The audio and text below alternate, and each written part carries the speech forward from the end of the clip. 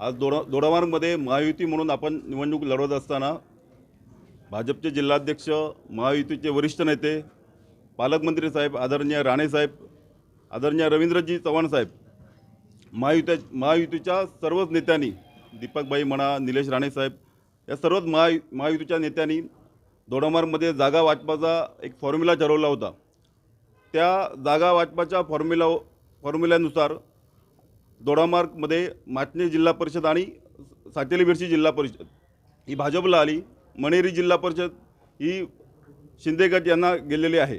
त्यानुसार आम्ही दोन महायुतीच्या सर्वच कार्यकर्त्यांनी आम्ही सगळीकडे फॉर्म भरलेले आहेत आणि जे उमेदवार आमच्या नेत्यांनी ठरवलेले आहेत त्यांना एबी फॉर्म देऊन सर्वांचे फॉर्म भरलेले आहेत। आम्ही ही येणारी निवडणूक आम्ही विकासाच्या मुद्द्यावरती लढवत आहोत।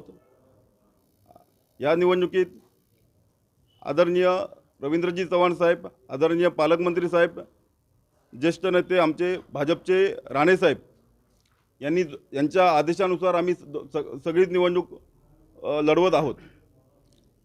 आज मी माटणे जिल्हा परिषदमधून जिल्हा परिषद सदस्य म्हणून जिल्हा परिषद सदस्यासाठी फॉर्म भरलेला आहे। मला पक्षाने जो आदेश दिला त्या पक्षाच्या आदेशानुसार मी आज इथे माझा फॉर्म भरलेला आहे। तुम्हाला महायुती लढत असताना महायुतीमध्येच बंडखोरी झाल्याचे दोडामार्गात चित्र दिसतं, या संदर्भात आपण काय सांगा? कशामध्ये म्हणता तुम्ही? कुठल्या मतदारसंघात? भाजप म्हणा किंवा शिवसेना म्हणा, भारतीय जनता पक्षाने कुठल्याच मतदारसंघात बंडखोरी केलेली नाही। ज्या युतीचा फॉर्म्युला जो ठरलेला आहे त्याच मतदारसंघात आम्ही फॉर्म भरलेले आहोत। आता काही नाराज भाजपच्या कार्यकर्त्यांनी जर समजा कुठे फॉर्म भरलेले असतील तर वरिष्ठ नेते त्यांची समजूत काढतील।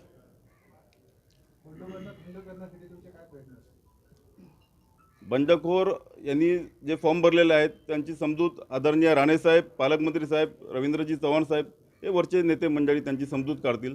कारण काही बंडखोर म्हणण्यापेक्षा काही अपक्ष ज्यांनी फॉर्म भरलेले आहेत त्यामध्ये काही पक्षासाठी खूप वर्ष काम करणारे ज्येष्ठ नेते आहेत, त्यांची समजूत वरिष्ठ काढतील।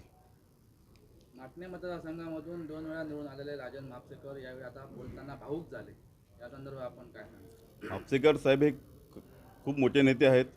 त्यांनी खरोखर खूप वर्ष भाजपचं प्रामाणिकपणे काम केलेलं आहे। भारतीय जनता पक्ष तळागाळात रुजवलेला आहे।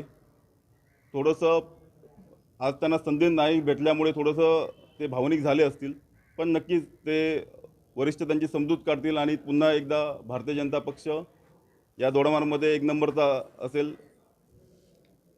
असं मी तुम्हाला सांगतो। तुमचा मित्रपक्ष असलेल्या शिवसेनेच्या अनेक लोकांनी माटणे म्हणा, त्याच्यानंतर मणेरी आणि कोणार, साटेली बेळशी या ठिकाणी अनेककडे तुमच्या उमेदवाराच्या विरोधात अर्ज दाखल केलेले आहेत। तर अशा वेळी तुम्ही युती म्हणून काय भूमिका आहे? काय आहे की निवडणूक म्हटली की कार्यकर्त्यामध्ये उत्साह असतो, प्रत्येकाला इच्छा आकांक्षा असते निवडणूक लढवण्याची, पण युती झाल्यानंतर काही फॉर्म्युले ठरतात, काही जागा मित्रपक्षाच्या वाट्याला येतात, काही आमच्या पक्षाच्या वाट्याला येतात। त्यामध्ये काही नाराज लोक असतील, त्याने फॉर्म भरलेले असतील, पण वरिष्ठ नेते त्यांची लवकरच समजूत करून तेही मागे घेतले जातील। महायुती आणि महाविकास आघाडीबरोबर दोडामार्गात 3री आघाडी स्थापन होण्याची चर्चा होती। मगाशी एकनाथ नाडकर्णी बोलताना म्हणाले की हीच ती आघाडी, असं त्यांनी घोषित केलं, या संदर्भात आपण काय सांगा? माझ्या कानावरती अजून असं काय आलेलं नाही, पण असं काय असेल तर मी नाडकर्णी साहेब आमच्यासाठी खूप ज्येष्ठ आहेत, मी साहेबांशी बोलून नक्कीच तुम्हाला सांगेन। थँक्यू।